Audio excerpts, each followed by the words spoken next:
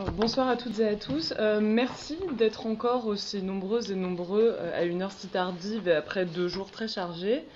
J'ai donc la mission de présenter Éric Fassin avant de lui laisser la parole. Éric Fassin est professeur de sociologie et de sciences politiques à Paris 8 et membre du laboratoire LEX, donc laboratoire d'études de genre et de sexualité. Ses apports à la communauté scientifique sont nombreux, tant sur les questions de genre et de sexualité que sur d'autres questions sociopolitiques comme celles concernant les communautés roms ou encore plus largement l'immigration. Alors pour rester concentré sur ce qui nous préoccupe ici, il me semble important de rappeler qu'Éric Fassin a largement participé à la diffusion en France des écrits de Judith Butler, ayant notamment préfacé la traduction française de Troubles dans le genre. Il est très actif sur les réseaux sociaux et dans tout type de médias, et il participe donc à l'approfondissement et à la diffusion des réflexions sur le genre et les sexualités dans l'espace public. Il va nous parler aujourd'hui du genre comme concept utile pour analyser la polémique contre la théorie du genre, avec guillemets étirés, et je lui laisse donc la parole avec plaisir. Écoutez, merci beaucoup pour l'invitation. Je suis très heureux et très honoré de, malgré le micro, qui résiste. Ouais, on va y arriver. Donc, je vais bouger. Donc je suis très heureux et très honoré de participer à ce colloque, et puis aussi j'ai une conscience aiguë du fait, d'abord ça a déjà été rappelé que c'est un labo junior ou jeune, ou etc. En fait, le côté jeunesse me frappe positivement par l'enthousiasme qu'on voit et qui est traduit par la liste des choses qui ont été faites pendant 2 ans et que j'entendais hier et qui me rendait jaloux pour nos activités. Donc c'est plein de ressentiments que je termine cette intervention. J'ajouterai aussi un élément. C'est que j'ai conscience que je suis la seule chose qui vous sépare des vacances. Et donc, je vais essayer de faire durer le plaisir le plus longtemps pour profiter de cette position abusive. Une première chose peut-être sur le titre. Effectivement, j'avais proposé le genre un concept utile. J'avais hésité avec d'autres, mais y compris, j'avais pensé éventuellement à dire une théorie du genre pour analyser la théorie du genre. Et je me suis dit, premièrement, personne ne va rien comprendre, et ensuite, ce sera toujours cité sur Twitter ou autre, comme vous voyez bien qu'il dit la théorie du genre. Donc, je me suis abstenu. Mais en fait, c'est un petit peu ça l'idée. Je voudrais rappeler le contexte dans lequel, pour moi, cette intervention se situe. C'est, comme vous le savez, depuis quelques années, les attaques contre la supposée théorie du genre, et pour ma part, comme d'autres bien sûr, et en particulier en concertation avec beaucoup d'autres à l'Institut Émilie du Châtelet, nous avons essayé de protester, de réagir, d'offrir des contre-discours, etc. En particulier pour ce qui me concerne, la formulation à laquelle j'étais arrivé relativement tôt, c'était que le genre est un concept qui s'inscrit dans un champ d'études. Donc l'expression, la théorie du genre, ne me paraissait pas figurer dans nos pratiques, ni en France, ni à l'étranger. Et du coup, au bout de quelques temps, je me suis rendu compte que ça m'exposait à des critiques qui étaient non plus seulement du côté des adversaires de la théorie du genre, mais aussi soit à l'intérieur du champ, soit dans des champs connexes, en disant mais alors je concède beaucoup en disant qu'il n'y a pas de théorie, donc en fait ce serait un point de vue empiriste qui serait défendu quand on récuse l'appellation théorie du genre. En fait, la distinction que pour ma part je proposerais, c'est de dire qu'il y a de la théorie, ce qui n'est pas la même chose que de dire qu'il y a la théorie, c'est-à-dire qu'il y a des théories plutôt qu'une théorie. Et à certains égards, je vais essayer de vous proposer une théorie du genre, dont je ne revendique pas une originalité excessive, mais en tout cas, ce que je vais vous développer s'inscrit à l'intérieur d'une théorie du genre et essaie d'en expliciter les éléments. J'ajouterai qu'un des éléments que je voudrais mettre en avant, c'est le fait que tout le monde a une théorie du genre, y compris ceux qui dénoncent la supposée théorie du genre. Et je vais essayer donc d'en donner des éléments. Mais donc, c'est la chose du monde la mieux partagée, sorte de bon sens universel. Les éléments que je vais développer s'appuient sur un ouvrage que je suis en train d'écrire qui s'intitule Le genre français. Et ça se situe également dans le prolongement d'une journée que j'ai organisée il n'y a pas très longtemps à Paris 8 autour de Judith Butler et qui s'appelait Le genre en traduction. Et ce que j'y avais présenté en français se résumait par le titre en anglais Gender is / in French. Ce qui est un écho déridien sur le être en. C'était la déconstruction être en Amérique. Mais la raison pour laquelle j'utilisais cette formule, je vais le développer un tout petit peu maintenant, mais ce ne sera pas l'objet principal de mon intervention, c'est que la question de la langue me paraît fondamentale. Et c'est un paradoxe que je voudrais ici développer. Donc je laisse l'essentiel, je laisse de côté l'essentiel de ce que j'avais pu présenter à Paris 8, mais je rappelle juste 3 éléments. Le premier élément, c'est ce que je pourrais appeler le paradoxe de la grammaire. Les études de genre s'appuient en particulier sur un texte qui est celui qui est proposé par John Scott et qui a déjà été cité et dont j'emprunte une partie du titre, un texte publié d'abord en 1986 en anglais et d'abord en 1988 en français. Et il y a une citation qui est en épigraphe de ce texte et qu'on oublie parfois et qui est une citation de Fowler du Modern English Usage. Donc là je suis obligé de remettre mes lunettes. Qui dit gender, a grammatical term only. Donc terme grammatical uniquement. To talk of persons or creatures of the masculine or feminine gender, meaning of the male or female sex, is either a jocularity, permissible or not according to context, or a blunder.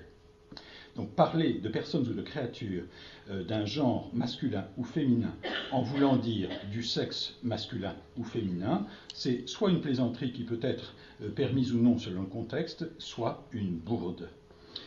Cette citation par John Scott, ce qu'elle veut dire, c'est qu'en fait il s'agit de renverser la proposition de Fowler et donc de dessaisir la grammaire du genre pour affirmer l'importance du genre féministe dans les études donc, de genre.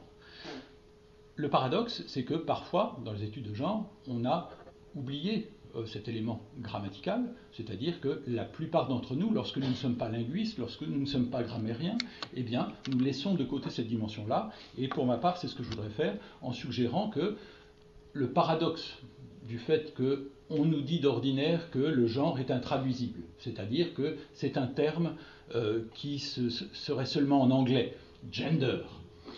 C'est ce qu'on trouve par exemple dans les slogans de la Manif pour tous disant mariage pour tous égale théorie du gender pour tous. Qu'est-ce que ça veut dire, ce caractère intraduisible du gender? Ça veut dire qu'en anglais, bon, c'est facile, mais en français, c'est particulièrement difficile. Je voudrais suggérer que c'est l'inverse, c'est-à-dire que la grammaire française nous oblige à penser en termes de genre tout le temps, de genre grammatical. Donc ce n'est pas simplement de dire qu'il y a du genre aussi en France, c'est que en français, le genre est une présence de chaque phrase, c'est-à-dire que nous sommes constamment dans chaque phrase obligés de nous poser des questions sur l'accord, et en particulier si nous parlons au féminin. Donc cette omniprésence du genre dans l'expérience sociale de la langue, il me semble qu'elle est l'envers de l'idée c'est intraduisible, on ne peut pas en parler parce qu'en français ça n'aurait pas sa place. Donc je crois qu'il faut renverser la perspective, se dire non pas qu'il y a plus de difficultés à parler de genre en France, mais qu'il y a plus de résistance, et que ces résistances elles sont directement liées à l'importance précisément du genre. C'est ce que, à certains égards, montre l'ouvrage d'Eliane Viennot, Non, le masculin ne l'emporte pas sur le féminin, c'est-à-dire le fait que l'histoire de la grammaire est une histoire politique et que donc l'histoire de cette règle grammaticale, elle doit se comprendre comme une histoire de genre au sens où on en parle dans les études de genre. Pour marquer cette espèce de paradoxe qui fait que d'un côté, on a l'impression qu'en français il est plus difficile d'en parler et que d'un autre côté c'est une langue où par excellence on y pense tout le temps, vous connaissez, mais on oublie parfois, l'effort constant d'apprentissage des règles d'accord. Je ne vous parle même pas des verbes pronominaux et de leurs participes passés qui sont véritablement un défi à l'intelligence humaine. masculine ou féminine. Parce qu'il y a aussi le pluriel, même pour les hommes, donc c'est compliqué aussi. Donc, pour vous montrer l'importance de cette tension, je voudrais m'appuyer sur un exemple un peu plus légitime, qui est celui du texte d'Herculine Barbin présenté par Michel Foucault, avec deux exemples que j'évoquerai très rapidement. Le premier, que j'avais eu l'occasion de souligner dans la postface de la réédition d'Herculine Barbin l'année dernière, qui était le fait que, comme vous le savez peut-être, Michel Foucault est fasciné par Herculine Barbin. Et il est fasciné pourquoi ? Eh bien parce que, en un sens, la plus grande partie du récit d'Herculine Barbin, c'est avant l'assignation du sexe. C'est une sorte d'entre-deux. Et c'est ce qu'il appelle les limbes heureuses d'une non-identité. Donc l'absence d'identité, c'est en quelque sorte le moment où s'épanouit le bonheur de n'être pas assigné à un sexe. Sauf qu'au moment où il dit cela, c'est-à-dire ces limbes de la non-identité, eh bien, il met les limbes au féminin alors que c'est un mot masculin. Et que cette faute a été conservée par les éditions Gallimard, qui pourtant sont extrêmement scrupuleuses, j'ai pu le vérifier à l'occasion de cette réédition, c'est-à-dire qu'il y avait un effet d'évidence que, bien sûr, si Foucault a écrit les limbes heureuses, c'est que ça doit être les limbes heureuses. Mais ce que j'ai découvert après cette édition, en allant regarder à la BNF la préface qui a été traduite en anglais, qui a été publiée en français, bien sûr, mais avec une variante, c'est que dans la version française qui a été publiée, il n'y a pas la note pour le traducteur. Donc ça permet de voir quelle est la note pour le traducteur qui a été rédigée dans le tapuscrit de cette préface de Michel Foucault pour l'édition américaine de 1980. Et je voudrais la lire en français. Dans la traduction anglaise du texte, et manifestement c'est Michel Foucault qui écrit, il est difficile de rendre le jeu des épithètes féminins et masculins qu'Alexina s'applique à elle-même. Féminin avant d'avoir possédé Sarah, masculin ensuite. Cependant, cette systématisation soulignée par l'usage des italiques ne semble pas décrire une conscience d'être femme devenant une conscience d'être homme, mais plutôt le rappel ironique de catégories grammaticales, médicales et juridiques que le langage doit utiliser et que le contenu du récit dément. Autrement dit, Michel Foucault, au moment de proposer cette traduction, dit « Je sais bien qu'en anglais, je ne vais pas pouvoir garder le jeu compliqué du genre grammatical opéré par Herculine Barbin dans son texte, avec la première partie au féminin, la deuxième au masculin, le féminin de la première partie en italique, et en revanche le masculin de la deuxième partie en caractère romain. Nous ne pourrons pas le garder parce qu'en anglais ça ne marche pas, mais c'est pas grave, parce qu'au fond, ça ne veut pas dire grand-chose, puisque tout le texte raconte autre chose. » Ça, c'est ce que nous dit Michel Foucault, qui me paraît, je vous prie de ne pas prendre ça pour une arrogance extrême que de dire que Michel Foucault n'a pas entièrement raison, mais je pense que ça ne marche pas. Mais surtout, ce qui est intéressant, c'est qu'il dit le jeu des épithètes féminins et masculins. Or, le mot épithète est féminin en français. Et donc, normalement, ça s'accorde au féminin. Ce qui est même encore plus intéressant, c'est un mot qui a changé de genre dans l'histoire. Jusqu'au XVIIe siècle, il était masculin. Et il est devenu féminin, c'est-à-dire c'est un peu l'histoire d'Herculine Barbin. Donc il y a de ce point de vue-là quelque chose, je trouve, d'assez remarquable, c'est qu'au moment même où on veut dire que dans la langue, finalement, bien sûr, il y a du genre, mais ça ne veut rien dire, c'est précisément à ces deux moments-là, et sur ce texte, sur un pseudo-hermaphrodite selon le langage scientifique du XIXe siècle, que ça revient. Donc, ce que j'ai tenté de vous dire là brièvement, c'est qu'il y a des raisons de penser le genre en français, qu'il y a non pas une sorte d'obstacle supplémentaire, mais au contraire une raison supplémentaire de penser le genre en français, c'est que de toute façon, lorsque nous parlons français, nous sommes constamment en train d'y penser.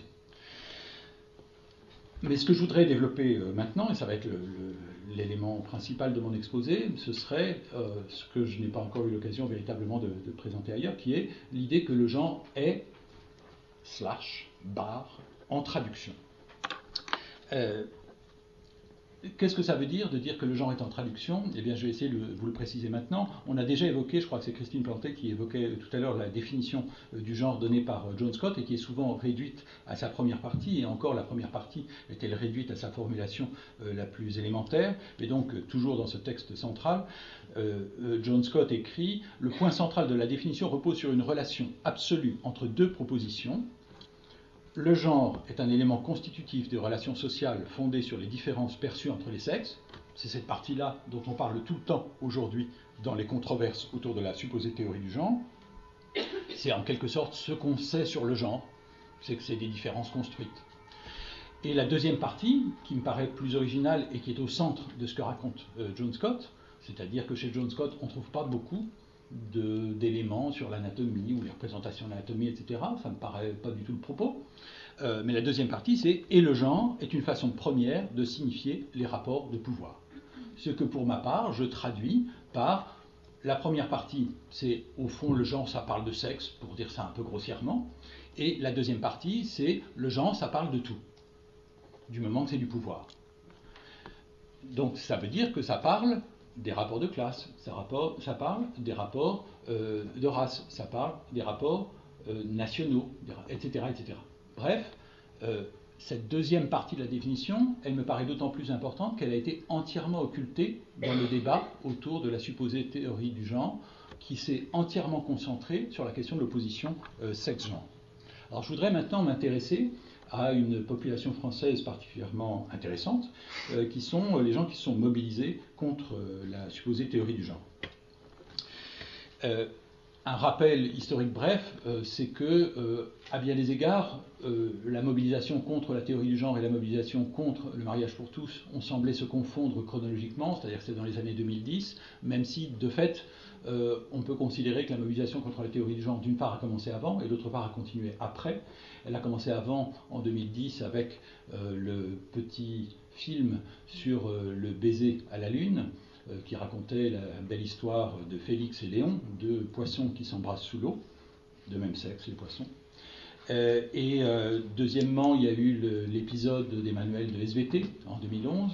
Et troisièmement, c'est à l'occasion de la manif pour tous que les mobilisations ont été les plus fortes. Et quatrièmement, après la loi Taubira, eh bien, il y a eu en particulier une mobilisation autour de la journée de retrait de l'école initiée par Farida Belgoul.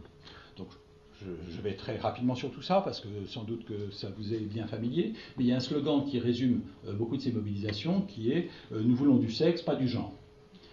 Donc ça dit bien les choses, c'est-à-dire qu'il y aura en gros deux camps. Il y aurait le camp du sexe et il y aurait le camp du genre. Bon, je laisse de côté la sexualité, qui est sous-entendue là-dedans, parce qu'on ne sait pas trop bien, c'était juste pour avoir l'air moderne et sympa, mais en réalité, je ne suis pas sûr qu'ils étaient en train de réclamer des bisexuels effrénés dans les rues, sous la gouverne de leurs parents et grands-parents.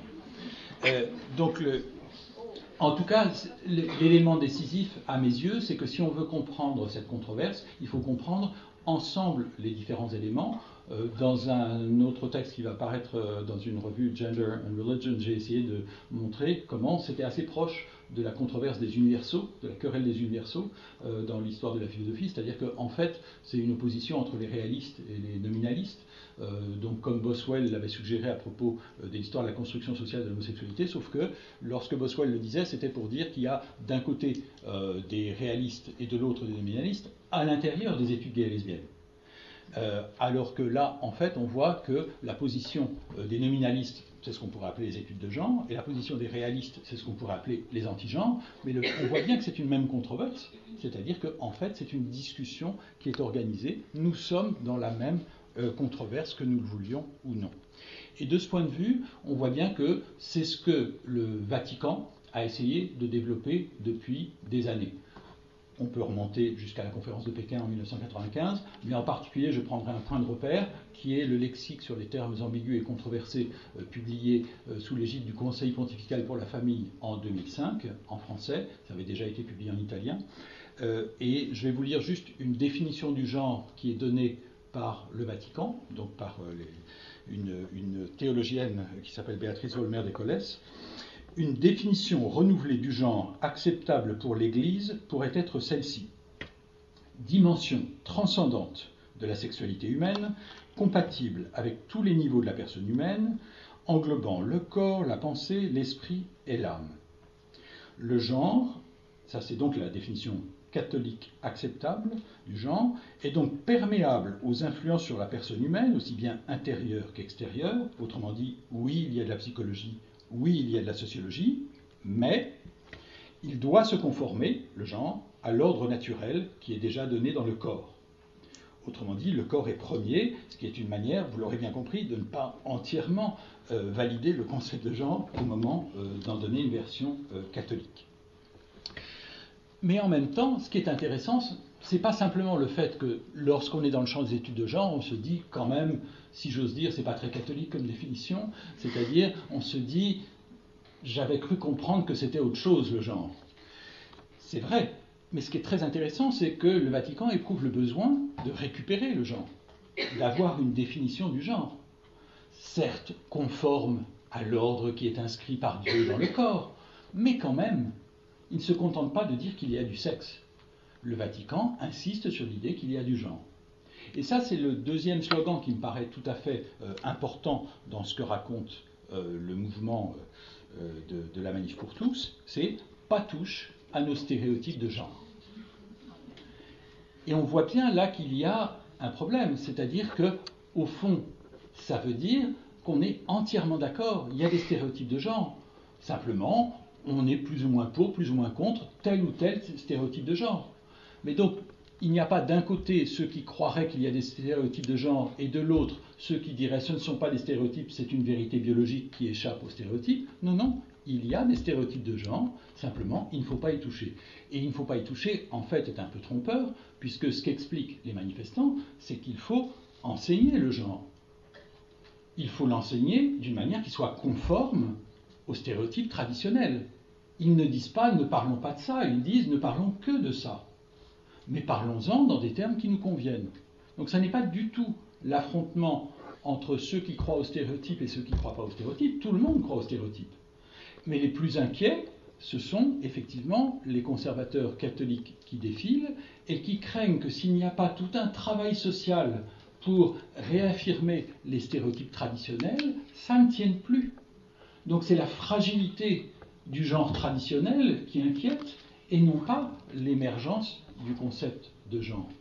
Ce n'est pas du tout, me semble-t-il, le même combat qui se livre. Alors, pour illustrer cette inquiétude et en même temps les paradoxes du genre, je voudrais prendre plusieurs éléments dont vous allez voir qu'ils suggèrent qu'aujourd'hui la catégorie de drag, que beaucoup connaissent donc soit dans la version en anglais drag, soit dans la version française travesti, qu'on connaît souvent d'abord à partir des quelques pages à la fin de Troubles dans le genre de Judith Butler. En fait, aujourd'hui, je voudrais suggérer que le drag, eh bien, c'est central pour ceux qui sont hostiles à la théorie du genre. Le travestissement est au cœur des mobilisations contre le mariage pour tous et contre la théorie du genre. J'en prendrai un premier exemple très tôt dans l'organisation de ces manifestations. Vous vous rappelez peut-être, et peut-être comme moi avec délectation, de ce moment où un groupe Alliance Vita avait organisé des manifestations où on voyait un jeune garçon, enfin un effet, il faut bien le dire, un effet de vêtu de lycra qui ondulait entre deux rangées, l'une d'hommes, l'autre de femmes, avec de très grandes ailes, qui, bien sûr, évoquait sa nature angélique, mais qui rappelait aux amateurs la pièce de Tony Kushner, Angels in America, qui est une fantaisie gay. Et donc on voyait ce charmant jeune homme hésiter entre papa et maman, qui, de part et d'autre, et en cohorte, avec un paradoxe d'ailleurs qui était qu'il y avait plein de papas et plein de mamans et un seul enfant, ce qui était en quelque sorte le cauchemar qui avait été présenté autour de la coparentalité. Donc ce garçon en lycra me paraissait déjà évoquer un univers qui n'était pas entièrement hétérosocial, pour le dire comme ça. Mais il y a plus. C'est la séquence qui avait été montrée aux États-Unis dans le Colbert Report, qui montrait les manifestations françaises autour de, contre la manif pour tous. Et je ne sais pas si vous connaissez cet humoriste états-unien qui a joué un rôle très important dans la conscience politique de gauche aux États-Unis pendant un certain nombre d'années, en incarnant un personnage de droite, un républicain dur. Et donc, il félicite les Français qui, enfin, sont devenus, c'est le républicain en lui qui parle, qui, enfin, sont devenus comme les Américains, c'est-à-dire qu'ils ont des valeurs familiales. Au même moment, d'ailleurs, il les félicite pour le fait qu'ils sont en train de botter les fesses au Mali, et donc ils sont vraiment devenus des Américains, sont en quelque sorte devenus des hommes.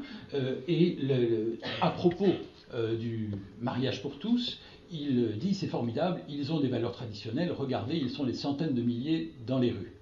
Il montre les images et après il commente en disant il faut que je vous explique, en France, ceux qui sont contre les homosexuels, c'est ceux qui sont en rose et qui dansent à la musique d'Abba. Et ce que ça voulait dire, c'est qu'en fait, il y avait une sorte de renversement des signes habituels, mais je voudrais suggérer qu'il y a eu beaucoup d'autres exemples, parce qu'on pourrait penser que c'est isolé. L'importance du rose n'est pas du tout secondaire, mais pensez par exemple aux Omènes. Les Omènes, ce groupe qui avait voulu imiter les Fémènes, je vous recommande en particulier, si vous avez des soirées de vacances un peu tristes, d'aller regarder un Tumblr où on voit les photos des Omènes qui sont reprises par leurs adversaires, mais où on n'arrive plus à savoir de quel point de vue ça se place, puisque en fait ça les montre comme un groupe de jeunes hommes homosexuels. Et après tout, quand même, ces types qui se promènent tout le temps torse nu et qui restent entre garçons. Il y a d'ailleurs eu une pièce, les Virilius, qui a été proposée également sur ce thème satirique, c'est-à-dire que la limite entre la satire et la réalité n'est plus claire du tout. C'est-à-dire qu'ils ressemblent à la caricature qu'en proposent leurs adversaires, et donc il n'y a pas besoin, par exemple, de changer sur les photos la couleur diverse de leurs pantalons, ce qui est un des enjeux de ce Tumblr que je vous recommande. Mais il n'y a pas que les Omènes, il y a aussi un élément qui est peut-être tout à fait remarquable, c'est lorsque Judith Butler a reçu un doctorat honoris causa à Bordeaux, il y a eu une manifestation contre elle, du côté de la Manif pour tous, en travesti. C'est-à-dire qu'en un sens, pour lui montrer combien toute sa théorie n'était pas bien, ils ont eu le plaisir de se travestir. Donc, clairement, la figure du travestissement est très importante, je crois. C'est-à-dire que lorsqu'on a vu les manifestations pour la Manif pour tous, il n'y avait aucun travesti visible. Le travestissement avait changé de camp. Donc, on peut dire ça pour souligner la normalisation du mouvement pro-homosexualité, etc. Très bien. Mais le plus intéressant, à mon sens, c'est le devenir queer des homophobes. Et je pense qu'on a intérêt à le souligner publiquement et en particulier devant eux. Donc tout cela, évidemment, ça correspond au fait que personne, comme vous le savez, en France n'est homophobe. C'est une des chances de ce pays. Et donc, comme il n'y a pas d'homophobes, eh bien, ça veut dire que les gens qui manifestent, ils ne sont pas du tout homophobes. C'est pour ça qu'ils n'ont pas du tout peur de ressembler à des homosexuels. Cet élément, donc, il me paraît important pour comprendre qu'on est bien dans le genre. On est bien dans le genre, y compris là dans le premier sens de la définition de John Scott, c'est-à-dire de la construction sociale des différences perçues entre les sexes. Mais ce que je voudrais faire maintenant, c'est montrer qu'on est bien dans le genre, dans le deuxième sens, c'est-à-dire dans la manière privilégiée de signifier les relations de pouvoir. C'est un élément auquel j'ai été amené à m'intéresser beaucoup, et je ne vais pas le développer ici, mais c'est le fait que, manifestement, si j'ose dire, ce qui s'est joué autour de la Manif pour tous, c'était pas simplement la question du mariage, c'était bien d'autres choses. Et ce n'était pas simplement la question de la famille ou les questions sexuelles, mais c'était l'ensemble des questions qui organisaient la société française. Une des raisons pour lesquelles c'était bien le cas, c'est que la seule différence visible entre la droite et la gauche sous François Hollande était devenue le mariage pour tous, et donc c'est fini. Donc ça veut dire aussi que ça cristallisait tout le reste. Et c'est ça que je veux suggérer. Alors, cristalliser tout le reste, ça veut dire quoi ? Eh bien, ça veut dire qu'il s'agissait de la nation. L'élément important dans le fait de refuser de parler de gender, c'est de garder le mot gender, et donc de suggérer que c'est étranger à la tradition nationale. On ne fait pas de ça chez nous. Chez nous, les Français, on ne parle pas de gender, et d'ailleurs, on ne parle pas de genre. Ça, c'est le premier élément. Mais cette nationalisation, ça veut dire aussi, à l'inverse, qu'il y a eu une nationalisation de la question de la théorie du genre. La théorie du genre est quelque chose qui a eu une relative originalité française, c'est-à-dire que c'est en France que s'est développée cette expression. Ce n'était pas l'expression du Vatican en particulier, c'est en France en particulier, avec un psychanalyste qui a parlé aux évêques en 2006, Jacques Arène, qu'on voit apparaître ce terme. Il y a plusieurs auteurs ont travaillé sur cette question, comme Anthony Favier et d'autres, sur l'émergence de ce terme. Donc ce que je voudrais suggérer, c'est que cette nationalisation du genre, elle entraîne aussi une nationalisation de la question de la théorie du genre. C'est-à-dire l'idée, le gender c'est pas nous, eh bien c'est l'envers de la production de tout l'argument national français sur la théorie du genre qui serait importée en France. Mais en même temps, ça parle de la nation et ça en parle dans des termes particuliers. Ça en parle dans des termes particuliers qui conjuguent race et classe et religion. En particulier, et je résume des choses que j'ai écrites par ailleurs, en particulier, ça veut dire que, alors que pendant les années 2000, on nous a beaucoup expliqué que l'homophobie en France était le fait des minorités raciales, des jeunes des banlieues, des musulmans, des non-blancs, eh bien, qu'est-ce qu'on a vu? C'est que les manifestations, elles ne venaient pas exactement du 9-3, elles venaient plutôt de Versailles, et c'était plutôt la bourgeoisie blanche, et non pas le prolétariat de couleur, pour dire vite. Donc ce renversement-là, il disait aussi quelque chose, c'est-à-dire qu'il disait que la question du genre était bien une question d'identité nationale.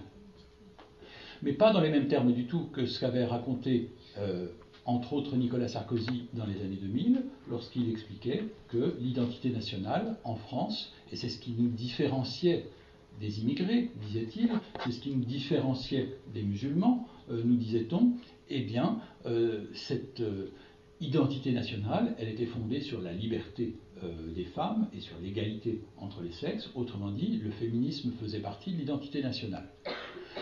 Cette conception-là, eh bien, elle est entièrement renversée dans la perspective de la Manif pour tous, puisque précisément, il s'agit de mettre en cause l'idée que le féminisme serait français.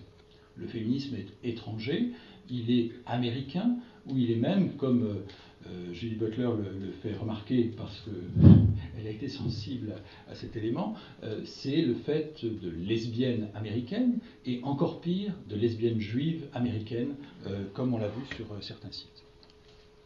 Donc, on voit le renversement. Au lieu de se dire « c'est nous », désormais c'est « eux ». Et alors que ça nous servait à exclure des « eux » qui étaient les « eux » immigrés, musulmans, descendants d'immigrés, etc., eh bien, aujourd'hui, ça sert à nous démarquer, en particulier des États-Unis. Ça, c'est un renversement important dans la conception de ce que c'est que la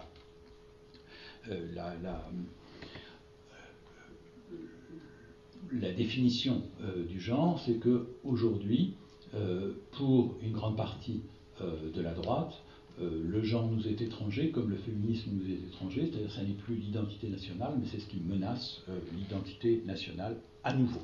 Donc il y a une sorte de retour en arrière aux belles années de Christine Boutin à la fin des années 90. Le moment où, bien sûr, il y a une hésitation là-dessus, c'est la journée de retrait de l'école. La journée de retrait de l'école qui a été une tentative pour essayer de renouer les fils entre ces deux mobilisations potentielles, la mobilisation réelle qui avait été celle, on va dire, des Versaillais, pour simplifier, et d'autre part, la mobilisation attendue, mais qui n'avait pas eu lieu, qui était celle des banlieues. L'intérêt, me semble-t-il, de cette stratégie a été de déplacer le terrain, c'est-à-dire non plus la manifestation, parce que la manifestation, elle se passe dans les centres-villes, et on comprend bien que ce n'est pas l'endroit où forcément ceux qui viennent des banlieues vont aller en première instance, mais en revanche, ça va être dans les écoles, c'est-à-dire au plus près, là où on habite, qu'il va y avoir une tentative pour mobiliser, et pour mobiliser ceux qui ne s'étaient pas mobilisés. Donc ce déplacement sociologique, c'est aussi une manière d'essayer de bâtir un pont qui aura été, à mon sens, très provisoire entre les deux électorats potentiels de ce côté-là. Alors ce que je voudrais faire maintenant, assez rapidement, c'est à partir de ces différents éléments vous proposer une théorie du langage, enfin une théorie, pardon, du genre, mais qui est du genre comme langage. Je l'ai dit depuis tout à l'heure, je m'appuie sur la définition proposée par John Scott, donc sur une manière privilégiée de signifier les relations de pouvoir. Cette manière privilégiée de signifier les relations de pouvoir, ça veut dire que le genre, ça fonctionne comme un langage. Et je crois qu'on a intérêt à prendre ça au sérieux le plus possible. C'est pas seulement qu'il y a du genre dans la langue ou qu'il y a de la langue dans le genre, mais c'est que le genre est langage. Dans ce que j'ai essayé de vous montrer, j'ai mis l'accent sur le genre comme une langue, c'est-à-dire on va pouvoir mobiliser des éléments racialisés, on va pouvoir mobiliser des éléments de classe, etc. Mais je voudrais utiliser une distinction, empruntée à Saussure, entre langue et parole. L'intérêt, à mes yeux, d'utiliser cette distinction, c'est que ça permet de comprendre comment ça fonctionne politiquement, ce qui est la chose qui m'intéresse en dernière analyse. Il ne s'agit pas simplement de produire de la sociologie qui n'aurait aucun rapport avec ce qui se passe dans le monde dans lequel nous vivons, mais de se donner des outils pour comprendre politiquement ce qui se passe. Qu'est-ce qu'on voit? La manière dont le genre va parler, par exemple, de race. Eh bien, c'est que quand on parle de race, on peut se dire qu'il y a une logique des choses qui fait que être contre le mariage gay ou être contre les immigrés, c'est la même chose. Pourquoi? Parce que dans les deux cas, il s'agit d'une dénaturalisation de l'ordre du monde. Qu'est-ce qui est reproché aux revendications pour l'ouverture du mariage et pour l'ouverture de la filiation aux couples de même sexe? C'est l'idée que la famille étant un ordre naturel, vouloir en changer les règles immémoriales, ce serait contre nature. Et on retrouve là un thème classique, bien sûr, de l'homophobie. L'homosexualité contre nature. Alors aujourd'hui, comme je vous l'ai dit, Dieu merci, personne n'est homophobe en France, mais quand même, l'idée que tout cela serait contre nature a été centrale dans le débat. Ça, c'est pour l'homosexualité. Mais bien sûr, on voit bien que si on se dit que la filiation qui définit la famille est un ordre naturel, comme la filiation définit non seulement la famille, mais aussi la nationalité, dans le droit français, par la naissance, eh bien, la filiation, si elle est dénaturalisée dans l'ordre de la famille, elle est dénaturalisée dans l'ordre de la nationalité. Autrement dit, on ne sait plus qui est français. Les Français de souche ne sont plus chez eux en France. C'est ce qu'on nous explique constamment. Donc, naturaliser ou dénaturaliser la filiation, c'est une manière de poser ensemble la question de la famille et la question de la nationalité. Est-ce que la famille et la nationalité sont des institutions naturelles, c'est-à-dire qui reposent sur le sang, le droit du sang, qui définit bien sûr la famille, mais qui définit aussi la nationalité? Dans quelle mesure va-t-on considérer que le droit du sang est premier, ou dans quelle mesure va-t-on dire que c'est, après tout, un élément parmi d'autres? Ça, c'est une logique, me semble-t-il, qui est inscrite dans l'idée que le genre signifie des rapports de pouvoir. Pourquoi? Eh bien parce que, précisément, à travers le genre, à travers les questions sexuelles, on est en train de parler de toute autre chose aussi. Lorsqu'on parle de filiation, on ne parle pas seulement de l'ordre sexuel de la famille, on parle aussi de l'ordre national. Ça, c'est la logique. Et ce que je voudrais suggérer, c'est qu'il y a aussi quelque chose qu'on peut appeler des rhétoriques. Des rhétoriques, c'est-à-dire des manières de jouer avec ça. Et en particulier, je m'étais intéressé à travers la comparaison franco-états-unienne au fait que, tant aux États-Unis qu'en France, il va y avoir des versions différentes, concurrentes, opposées de cette définition de l'articulation entre sexe et race. On peut se dire, effectivement, tout ça c'est la même chose, et donc c'est bien. On peut se dire, tout ça c'est la même chose, donc c'est pas bien. C'est-à-dire, on peut vouloir préserver à tout prix, ou au contraire secouer à tout prix, et l'ordre sexuel et l'ordre racial. Mais il y a aussi des combinaisons différentes. C'est-à-dire qu'on peut vouloir dire que, bien entendu, on est tout à fait pour bousculer l'ordre sexuel, mais bien sûr, ceux qui menacent ce progressisme, eh bien, ce sont les autres. C'est ce qu'on a vu dans les années 2000, avec l'idée que les autres, eh bien, ils sont réactionnaires. Ça peut être dit sur le mode de la dénonciation, avec les homonationalismes, mais ça peut être dit sur le modèle de la revendication, comme par exemple un député martiniquais qui était intervenu dans le débat sur le mariage pour tous pour expliquer que, étant donné l'histoire des territoires d'outre-mer, il n'était pas possible de remettre ainsi en question le mariage, que culturellement, il y avait une opposition très forte. Mais il y a une autre possibilité qui est de renverser cela, et c'est ce qu'avait fait en réponse Christiane Taubira à l'époque, en soulignant que c'était précisément, étant donné l'histoire qui est celle de la colonisation et de l'esclavage, qu'il importait de prendre au sérieux le droit au mariage pour tous. Je n'entre pas dans le détail des argumentations, mais ce que je veux souligner, c'est qu'il y a des argumentations, il y a des rhétoriques qui vont articuler différemment sexe et race. Les unes pour dire ça marche ensemble, d'autres pour dire pas du tout, c'est le contraire. Je crois donc qu'il est important de distinguer ces deux niveaux d'analyse, ce qui serait du côté des logiques et ce qui serait du côté des rhétoriques. Et c'est là que j'utilise la distinction saussurienne entre langue et parole. La langue, eh bien, c'est la règle du jeu avec laquelle nous jouons. Mais simplement, nous jouons. Nous jouons, c'est-à-dire que nous nous servons de la langue. Nous pouvons en faire des usages différents. Quand bien même nous parlons la même langue, ça ne nous empêche pas de dire des choses différentes et de nous affronter. Ça, c'est, me semble-t-il, une manière de prendre au sérieux la deuxième partie de la définition de John Scott, pas simplement comme le fait que ça signifie tout seul, mais que nous investissons le genre pour signifier des choses. Des acteurs politiques différents se mobilisent pour faire dire des choses différentes au genre. Et en ce sens-là, et c'est ce que j'ai essayé de développer dans des travaux récents, et en particulier dans un numéro de Raison politique sur l'intersectionnalité, je crois que les questions d'intersectionnalité, qui sont souvent pensées sur le mode du fait qu'il y aurait des choses différentes, il y aurait de la classe, il y aurait du sexe, il y aurait de la race, il y aurait de l'âge, il y aurait, etc. En fait, peut-être qu'on a intérêt à les penser, non pas sur le mode ni de catégories différentes, ni de propriétés différentes, ni même d'identités différentes, ou en tout cas, ça, je ne veux pas dire qu'on ne devrait pas le faire, mais il n'y a pas que ça, il y a aussi le fait que ce sont des manières de signifier une chose par l'autre, c'est-à-dire de les faire fonctionner comme des langages. C'est-à-dire que quand on est en train de parler de genre, on est en train de parler en même temps de classe. On est en train de parler en même temps de race, c'est-à-dire d'en parler, c'est-à-dire de produire des significations qui vont instituer de la classe, qui vont instituer de la race.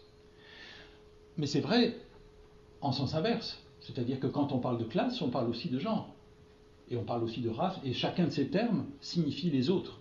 C'est-à-dire non pas au sens où il n'y aurait que du langage et que la réalité n'existerait pas, etc. Il ne s'agit pas d'être dans une sorte de vertige où on dirait que finalement c'est formidable, il n'y a que des mots. C'est pas ça. C'est qu'il s'agit de montrer comment produire de la signification, c'est l'opération politique par excellence. Mais qu'on produit de la signification à partir de ces catégories qui sont elles-mêmes des catégories politiques, c'est-à-dire des catégories qui instituent les rapports de pouvoir, parmi lesquels le genre, la classe, la race.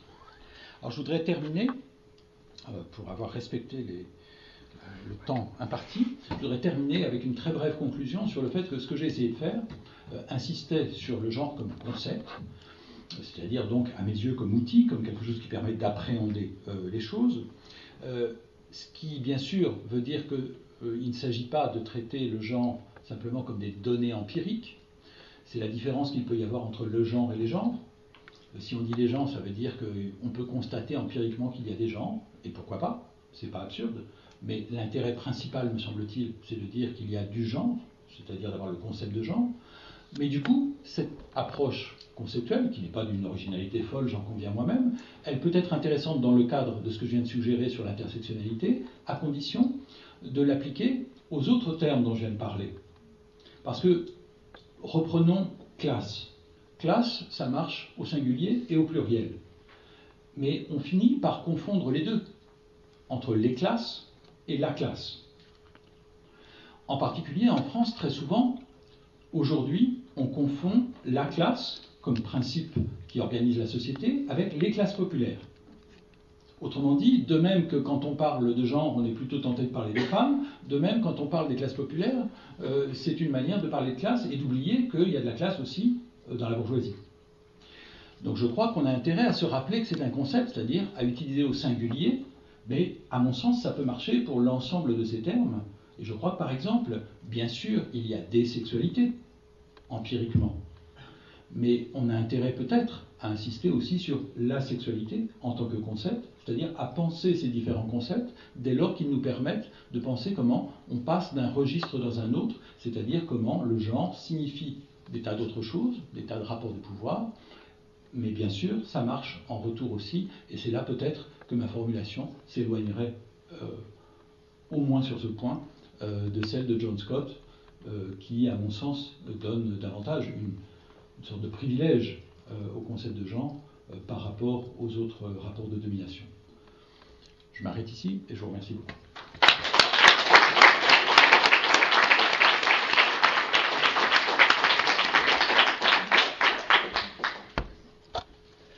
Merci beaucoup pour cette intervention très riche. Je vais juste prévenir avant qu'on passe aux questions que Éric Fassin a un train dans pas trop longtemps. Du coup, il partira vers 19h20, 30. Voilà.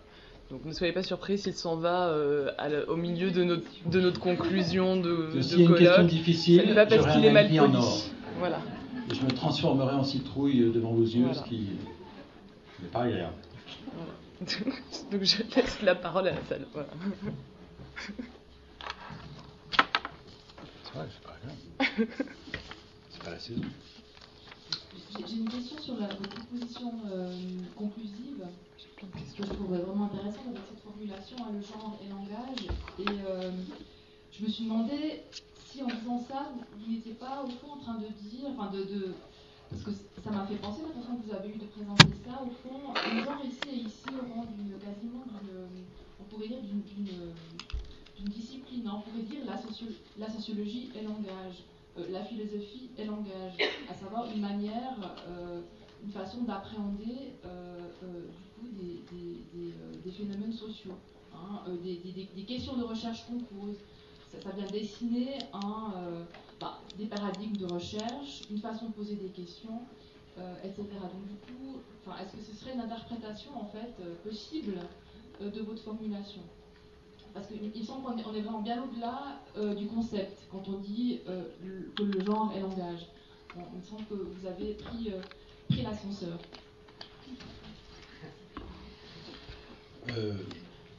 D'abord, je ne sais pas exactement. C'est l'intérêt de le présenter, c'est en fait de voir ce que vous en pensez, ça marche pas, etc. C'est un peu ça qu'on fait quand on, soit oralement, soit par écrit d'ailleurs, on présente des choses, on n'est pas trop sûr d'où ça nous entraîne. Mais en essayant malgré tout de répondre à la question, je pense que d'abord, mon argumentation repose sur une conception de ce que c'est que la politique, c'est-à-dire une bataille pour les représentations. Donc l'idée que ça fonctionne comme langage, encore une fois j'y insiste, n'est pas du tout une manière de passer en abstraction, à mes yeux, puisque je crois que ça fonctionne comme ça en pratique dans les combats quotidiens qu'on peut avoir sur tous les sujets. Et que donc, loin que ce soit une sorte... je vais essayer de répondre, hein, mais je commence par un petit détour. Loin que ce soit une fuite en avant théorique, à mes yeux, c'est plutôt la volonté d'essayer de montrer qu'en pratique, quiconque essaie de faire de la politique est en train de produire des représentations du monde. Et donc, contrairement à ce qu'on pourrait croire, il n'y a pas les intellos qui font des représentations du monde et les vrais gens qui feraient autre chose. Mais voilà. Donc, ça, c'est le premier point, qui pour moi... mes élucubrations ou élaborations, selon les versions, c'est-à-dire si c'est plus ou moins bien, n'ont de sens à mes yeux que pour autant qu'elles essaient de penser ça. Alors après, je crois que je ne dirais pas que la sociologie est aussi des représentations, bien sûr. Ça, là-dessus, je n'ai aucun doute. C'est-à-dire que je considère que, par exemple, lorsque moi-même ou d'autres, etc., quand on propose des argumentations le plus scientifiques du monde, on est quand même en train de proposer des représentations du monde qui sont en concurrence avec des représentations dans d'autres champs, y compris dans le champ politique, etc. C'est-à-dire que, par exemple, le fait que j'utilise le mot race est une prise de position épistémologique, mais c'est aussi une prise de position politique. Mais pareil pour le mot classe, etc. Enfin, chacun de ces mots a pas seulement une valeur heuristique, mais il a aussi une fonction politique. Donc, oui, la sociologie, comme la littérature, comme le droit, comme la politique, comme l'art, etc., propose des représentations du monde, et à ces titres-là, bien que chacun de ces domaines soit organisé par des règles différentes, quand même, ils s'inscrivent tous dans quelque chose qui est la représentation du monde, et ça, c'est l'enjeu politique par excellence. Toutefois, je garderai quand même le terme de concept, parce que je crois que ce que j'essaie de suggérer, en tout cas pour le genre, c'est autour de ce que je disais à la fin, sur la différence entre le genre et les genres, mais aussi la classe et les classes, et la sexualité et les sexualités, etc. Je crois que se donner un outil, c'est-à-dire vraiment quelque chose qu'on peut tenir dans la main et qui permet de tenir des choses, c'est ça que j'essaie de faire. C'est-à-dire, ça vaut pour autant que ça permette de comprendre des choses. Donc c'est pas simplement une théorie générale de la représentation, mais c'est plus spécifiquement un outil, c'est-à-dire quelque chose qui, j'espère, si mon truc marche bien, ça permet de voir des choses. Ça permet, y compris, de se dire pourquoi Michel Foucault se trompe sur le genre d'épithète. Enfin, c'est pas pourquoi exactement, hein, mais je veux dire, comment se fait-il que... voilà, c'est ce genre de choses. Mais aussi, comment se fait-il que les antigenres se retrouvent à ressembler tellement à des travestis.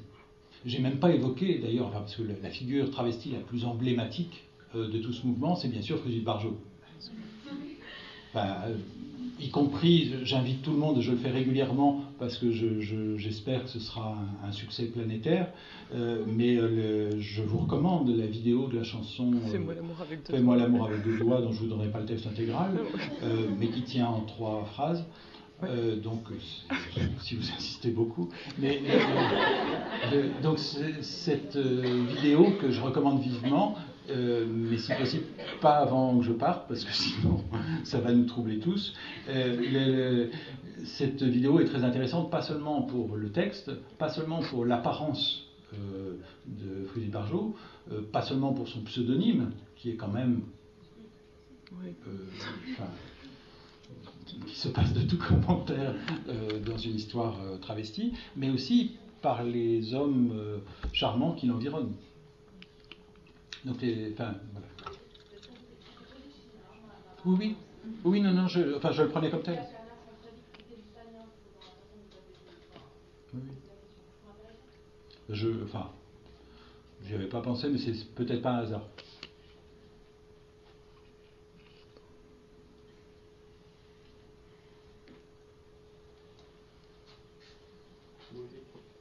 J'ai cru qu'on avait tout réglé. J'ai dit, bon, oui. C'est fait. Le genre, c'est fait. Non, c'est sur la dernière partie, là, sur la dichotomie que tu empruntes à Saussure dans le Parole. Je dirais, il y a un paradoxe, parce que je trouve que l'idée de voir le genre du côté de la langue comme de la signification potentielle, en devenir, déjà là, mais pas encore saisie. Et puis la parole comme du sens en acte, moi, l'idée, ça me séduit. Et en même temps, je dirais, tous les quelques linguistes dans la salle savent que cette dichotomie, on l'a dépassée, qu'on la trouve un petit peu... Mais là, je trouve que ça fonctionne pas mal, donc je suis un peu embêté, quoi. C'est bien. J'aurais sans doute intérêt à davantage creuser, d'abord, mais en tout cas, ce que je suggère, c'est qu'on peut parler la même langue pour dire des choses différentes. C'est une proposition relativement simple, mais... c'est variationniste. Ça, c'est pas très... J'ai peu de chances d'être démenti là-dessus, donc j'ai l'impression d'avancer sur un terrain assez sûr, mais ça me paraît un des éléments quand même importants, parce que en fait, quand on réfléchit à la logique des choses, on finit par avoir l'impression que la logique des choses nous impose ceci ou cela. Dans des domaines comme ce que je viens d'essayer de discuter, c'est-à-dire on a l'impression que quand on essaye, enfin, je vais pas dire on, quand j'essaye pendant un certain nombre d'années de faire le lien entre les questions raciales et les questions sexuelles en me disant, je vois quand même bien qu'il y a des rapports. Au bout d'un moment, tout fier de moi, je trouve cette histoire de filiation. Et le fait que dans le Code civil, en France, le Code civil nous dit la filiation, ça définit la famille d'un côté et ça définit la nationalité de l'autre. Je me dis, bon sang, mais c'est bien sûr, c'est bien pour ça, etc. Donc, c'est cohérent. Mais une fois qu'on s'est dit que c'est cohérent, ce qui est intéressant, c'est de se dire, peut-être pas, c'est-à-dire ça dépend de ce que les gens vont en faire. Voilà. Encore une fois, il est possible que mon langage de description en référence à Saussure ne soit pas le plus efficace. J'ai puisé dans mes souvenirs de jeunesse et voilà ce que ça donne. Je peux rebondir là-dessus Du coup, juste pour rebondir là-dessus, moi je suis complètement d'accord avec vous sur la toute fin de ce que vous disiez sur ça, sur voilà, l'activité politique par excellence, c'est la production de la signification. Et ce que vous avez dit et qui me paraît juste, c'est que c'est une production de signification concernant des catégories qui elles-mêmes sont sociopolitiquement construites. Voilà. Sauf que prendre du coup comme analogie la dualité langue-parole, la dualité langue-discours, ça oppose un système considéré comme transcendant à une parole actuelle, alors que les catégories dont vous parlez, vous les posez elles-mêmes comme construites, ce qui n'est pas le cas dans la linguistique saussurienne, où la langue n'est pas une construction, c'est un système logique. Enfin, vous voyez le problème de... Mais du point de vue des locuteurs, quand on apprend la langue, en fait, on a l'impression que la langue est saussurienne, non ? Ah oui, c'est deux choses différentes. Voilà, donc moi je me place du point de vue des locuteurs. Dans ce sens-là, d'accord. Je me place du point de vue des locuteurs. Les locuteurs ont l'impression okay. qu'il y a un système de la langue qu'il faut apprendre. C'est-à-dire il y a des règles du jeu, il y a des etc. Et dans ce cas-là, vous vous placez de ce point de vue-là en disant... moi je ne suis que locuteur. Du point de vue... Oui, mais du coup, ce que vous dites aussi, c'est du point de vue de notre pratique quotidienne, le genre comme structure fonctionne comme langue, on le perçoit comme une structure transcendante. Ok, d'accord, bon, dans ce cas, on est d'accord. Non, c'est pas. Je ne veux pas dire que c'est une structure transcendante. Je veux dire qu'en fait, on a l'impression que ça fonctionne comme ça, et simplement notre pratique est différente. Voilà. Mais quand je dis c'est ça que je veux dire, c'est en réponse à votre question. Donc, je ne sais pas si c'est ça que je voulais dire avant.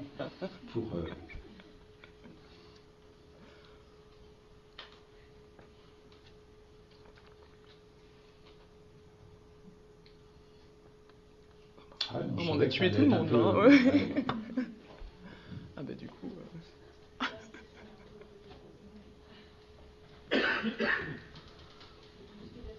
Une confirmation, enfin, si vous en aviez besoin, mais par rapport à ce que vous disiez tout au départ sur la question de l'expérience en fait, de la grammaire, enfin, du féminin et du masculin dans la grammaire en français, je pense qu'en fait on s'en rend très très bien compte quand on fait la traduction de textes notamment anglais sur le genre en français. Et moi je me suis trouvée à traduire le Doom Gender de Wasset Zimmerman. Et j'ai été constamment confrontée à ce problème au moment de traduire le texte en français. Et il fallait être très très précise pour le faire, parce que si je féminisais trop ou mal, ou masculinisais trop ou mal certains termes, disons la proposition des auteurs en français en fait était complètement annihilée par la grammaire française. Donc je trouve que le point est vraiment important, et vraiment, en tout cas le lien que vous établissez, que vous rappeliez en début de votre intervention, je le trouve particulièrement pertinent, et je trouve aussi qu'on a tendance peut-être à l'oublier aussi en sociologie, ou aussi en sciences politiques, parce que je pense que c'est aussi excessivement important. Pour ma part, en tout cas, j'ai longtemps pensé ça sur le modèle de l'analogie. C'est-à-dire, ça se passe dans le genre grammatical comme ça se passe dans le genre féministe. Donc, par exemple, je disais, si on est capable de comprendre qu'un fauteuil, c'est pas forcément un monsieur et une chaise, c'est pas forcément une dame, on doit être capable de comprendre 2-3 trucs sur le genre. C'était un peu ça mon argument qui vaut ce qu'il vaut, etc. Mais bon, un peu saussurien aussi sur les bords. Et le soleil, la lune qui sont pas pareils en français, en allemand, tout ça. Bon. Donc, mais c'était sur le modèle de l'analogie. Maintenant, je le pense beaucoup plus sur le modèle de la socialisation. Parce que c'est pas seulement nous, enfin par exemple vous, si vous traduisez un texte, etc., ou voilà, quand on est en train de parler là, etc., mais c'est tout l'apprentissage scolaire. C'est-à-dire qu'en fait, toute la socialisation, c'est quand même, en gros, d'apprendre à pas faire de faute d'accord.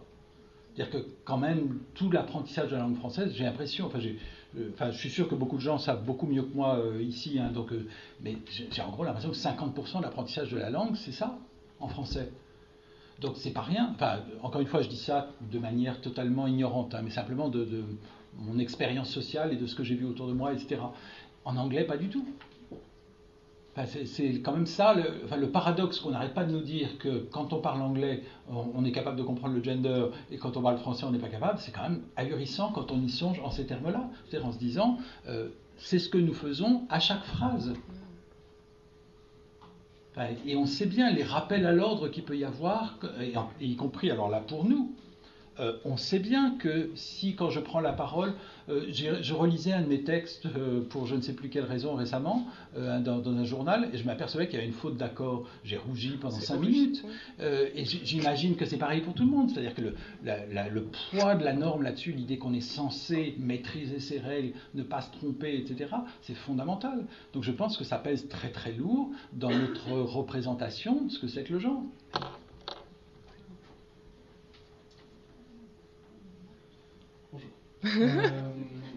Oui, moi ça me choque pas tant que ça qu'on soit horrifié, qu'on ait mal, qu'on voit des fautes d'orthographe en grammaire.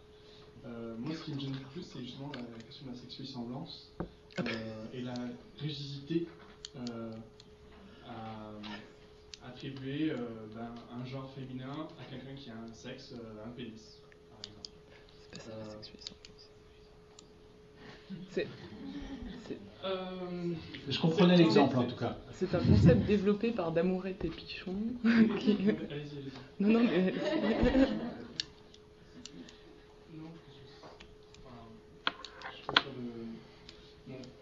Moi je trouvais ça justement beaucoup plus compliqué dans un texte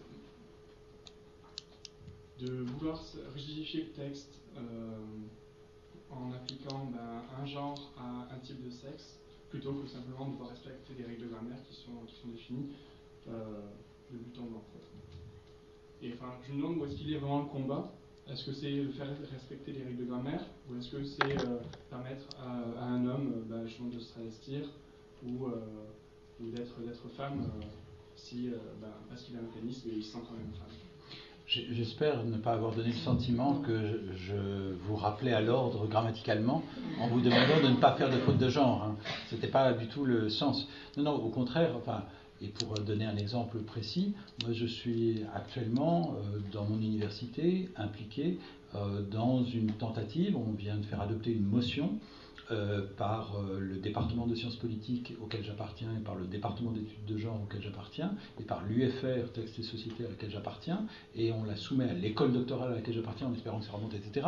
Donc une motion pour essayer de faire en sorte qu'apparaissent de moins en moins dans les documents administratifs monsieur, madame, donc c'est plus la question de mademoiselle, mais monsieur, madame, mais aussi que les gens puissent choisir leur prénom d'usage. Donc par exemple, on va rencontrer un juriste, parce qu'évidemment l'administration nous dit que c'est pas possible, donc on est en train de vérifier, puisque il me semble que dans beaucoup de documents administratifs, il y a le nom d'usage, et que le nom d'usage, en particulier le nom d'épouse, qui peut aujourd'hui être aussi le nom d'époux, mais qui est plus souvent le nom d'épouse, eh bien, il n'est pas dans l'état civil non plus. Donc après tout, il y a de la latitude dans les documents administratifs sur ce point, et que ensuite, quand on regarde ce que dit le Code civil en matière de prénom, il dit que tout prénom parmi ceux qui sont à l'état civil peut servir de prénom usuel, mais il ne dit pas qu'aucun autre prénom ne peut servir de prénom usuel.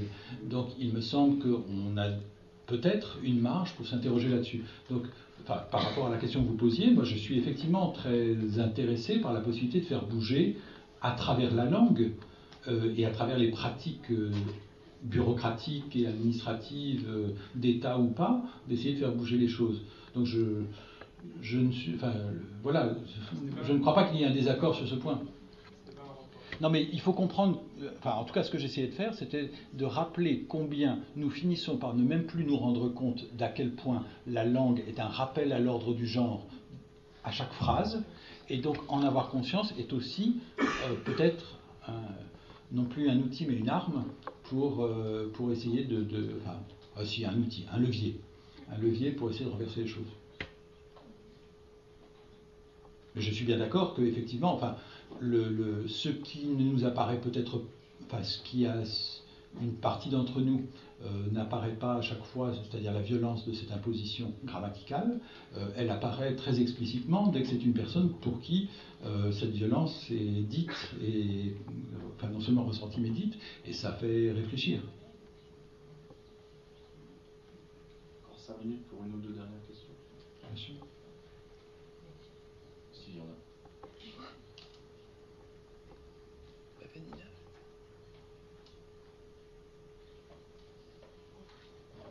S'il n'y a plus de questions, en tout cas, nous allons déjà remercier à nouveau Éric Fassin.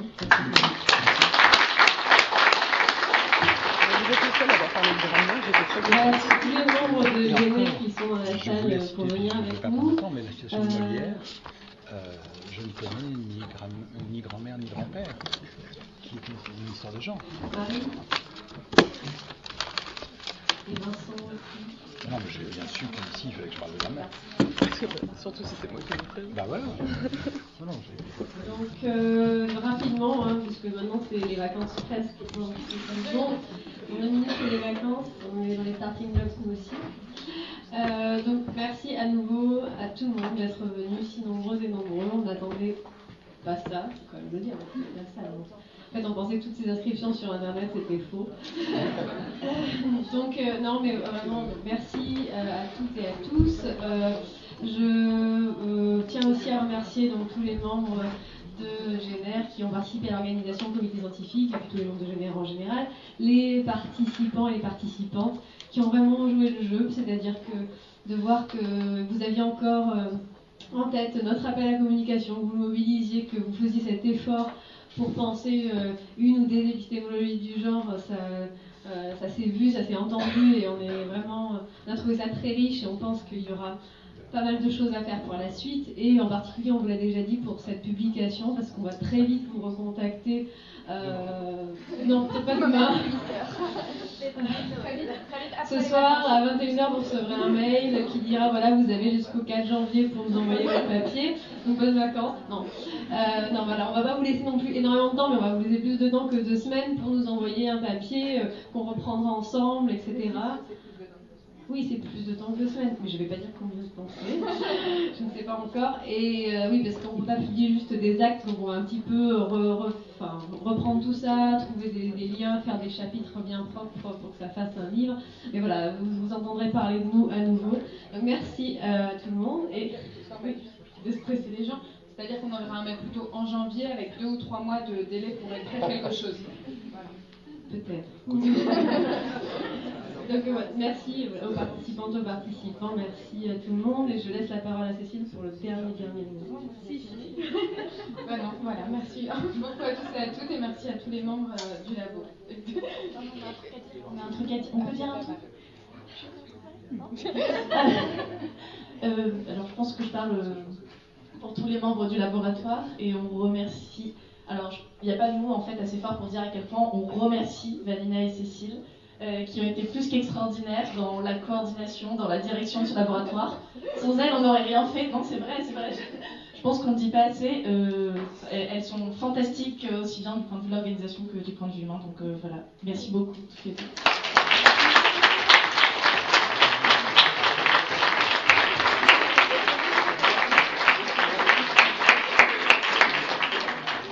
Un petit mot aussi pour Anne-Charlotte qui aurait dû être là, qui me manque beaucoup. Voilà, comme ça. C'est vous pouvez partir maintenant. Bonnes vacances. Bonnes vacances.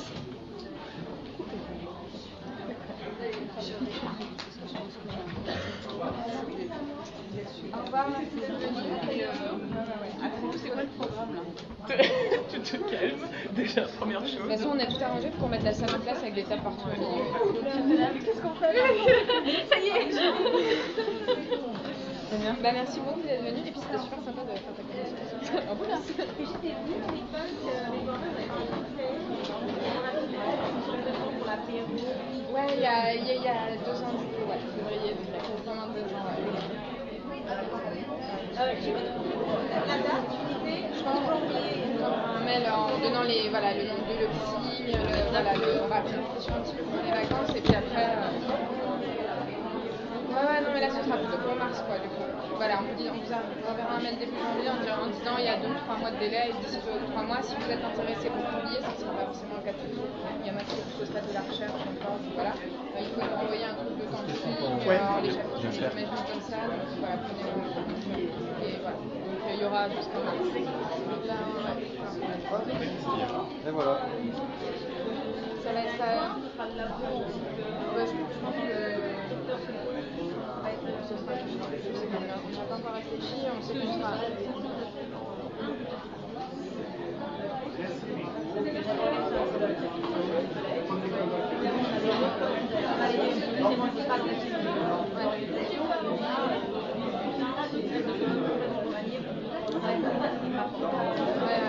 Un peu pareil,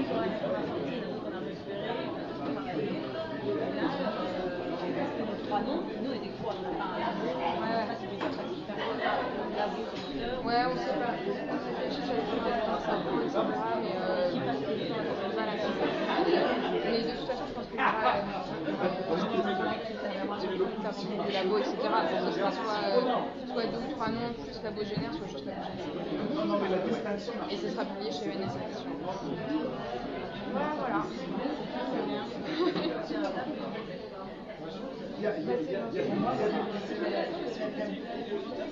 Voilà, c'est ça. Voilà, c'est ça. Il y a du à dire, il y a des possibilités de dire, et puis il y a ce que je fais.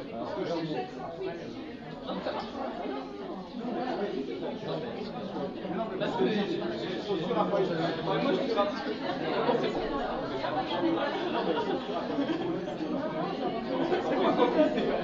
C'est pas comment ça. Oui, mais ça.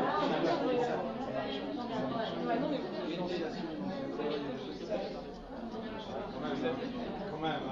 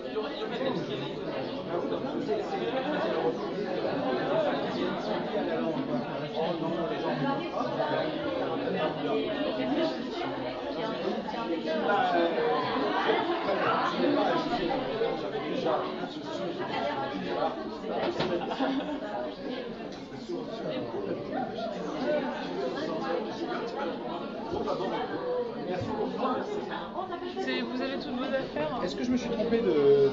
Je vais vous dire... Laura Non, c'est bon. Non, parce que je me suis dit, ce serait un peu bête de repartir. Oui, je pense qu'elle serait pas satisfaite, je pense qu'il y a cette thèse. Ça créerait une tension. Oui, je pense qu'elle serait pas très contente. Bon, bah, en tout cas, vraiment merci d'être venu.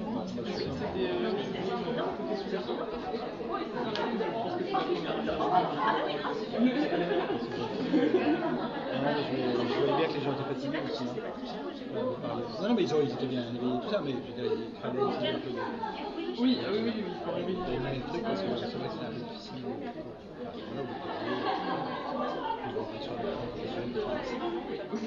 Oui, c'est un peu cruel ce que vous avez fait. Non, pas pour moi, non, pour eux. Non, moi, une fois que je suis là, je suis obligé d'être réveillé. Donc, on va très bien. Merci beaucoup. Eh ben oui, à bientôt. À une prochaine fois, avec plaisir.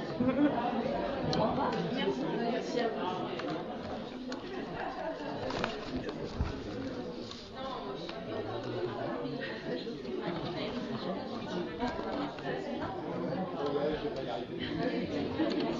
Je m'assure d'une bonne fois. Pourquoi tu me mens? Non mais je te parle pas de ça, non mais...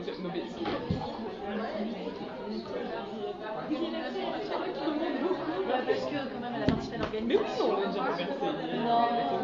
Non mais tu peux la reverser sans dire qu'elle te demande beaucoup, c'est entièrement faux. C'est un mensonge. Mais non mais c'est pas ça, mais t'as le droit de dire, on la remercie, elle avait plus le thème, on la remercie, sans dire qu'elle te demande. Moi elle m'a demandé.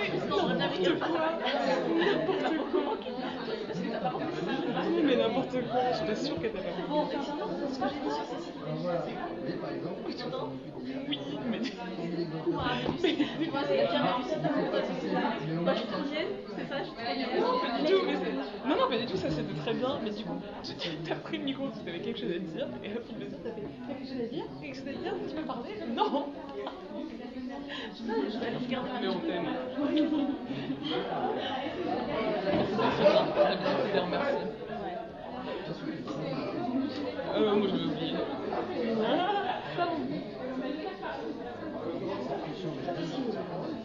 Ouais, il est... La fin, je me demande. Non, mais c'est un très très bon nom.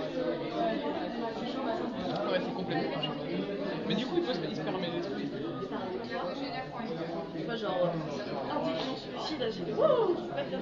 Mais non, mais je suis d'accord, mais genre, t'as pris la position, t'as résumé, t'as expliqué, t'as été pédagogue, et c'est pour ça que son intelligence a fait ce qu'elle je te jure. Oui, non, mais Vanina, elle est suite. Elle est née, on connaît pas les choses. Au revoir, merci pour tout. Au revoir. Bon, ça t'a plu? T'as kiffé? Ouais, je sais. C'était rigolo. Oh mon dieu.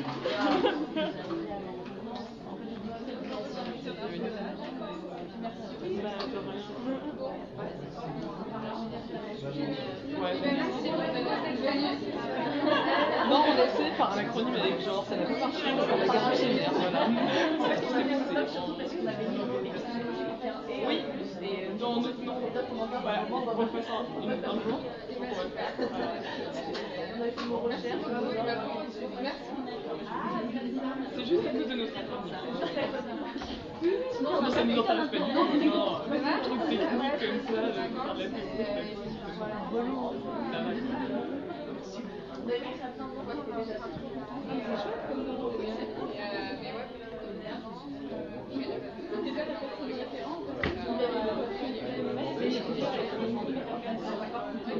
mais j'ai bien fait. Merci à votre oui, pardon.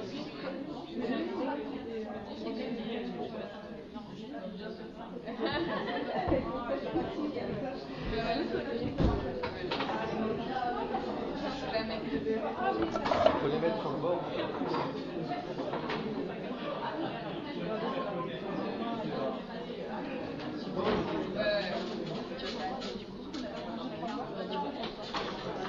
Oui, bah, bonne vacances.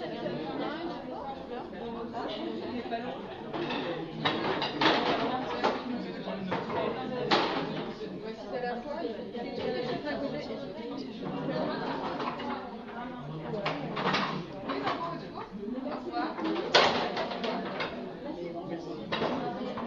Et ben c'est bon.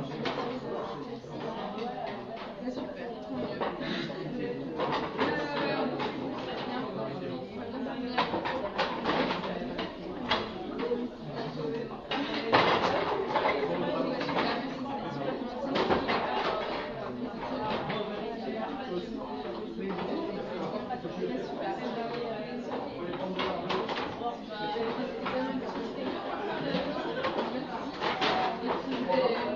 Non,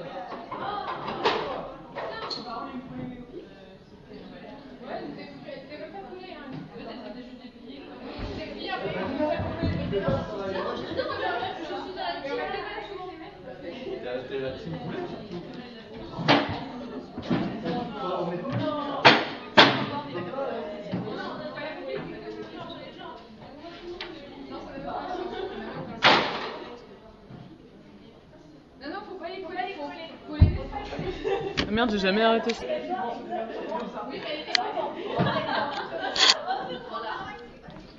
Lucie?